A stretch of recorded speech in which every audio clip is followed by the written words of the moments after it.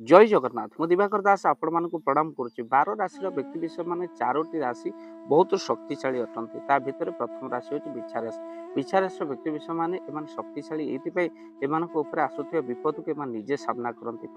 परिवार पई एमान निजे मध्य बहुत संघर्ष करंती आ निजे मध्य रोजगार क्षम होती आ अन्यर दुख केबे भी सही पारंती। बिच्छा राशि व्यक्ति मान आध्यात्मिकवादी मध्य होती आ राशि मानक भितर ए राशि होची निश्चिंत शक्तिशाली।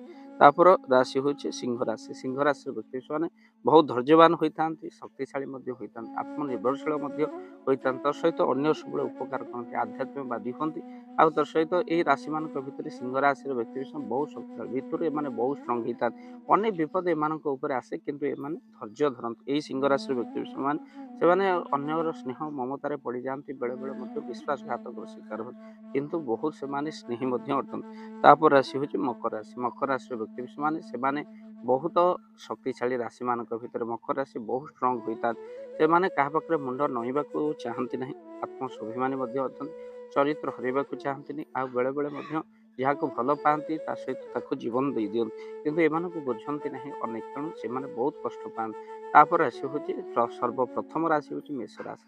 मेष राशि व्यक्ति माने अतिशय एमाने कौन करना शक्तिशाली राशि मान भर ज्योतिष शास्त्र शक्तिशाली अटे। जो मेष राशि व्यक्ति आध्यात्मिकवादी अटंती आ सब चिंता ईश्वर को करते आ सब आध्यात्मिक क्षेत्र में एमानकर बहुत उन्नति हुए सहित यही राशि अत्यधिक कौन करती ना लीडरशिप निहंती आ सफल होती। राशि मान भितर जिते राशि अच्छी ये 4टी राशि बहुत शक्तिशाली। प्रथम राशि मेष राशि, तापर राशि हूँ सिंह राशि, तापर राशि हूँ बिच्छा राशि, तापर मकर राशि। यही 4टी राशि व्यक्ति विशेष मान बहुत स्ट्रंग झील हो पुओ एमाने निश्चिंत भाव में शक्तिशाली कहीं एम आसुवा पहाड़ भली दुख को निजे बहु कष्ट कर धैर्य धरी सहती आन्य को धैर्य दिखती।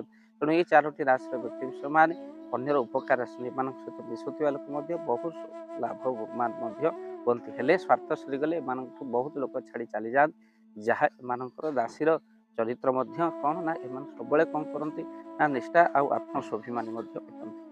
यह थिला 4टी राशि चरित्र आ शक्तिशाली क्यों राशि जहाँ आप पचारे भिडियो माध्यम शुणिले। जय जगन्नाथ, जय पंचेश्वर।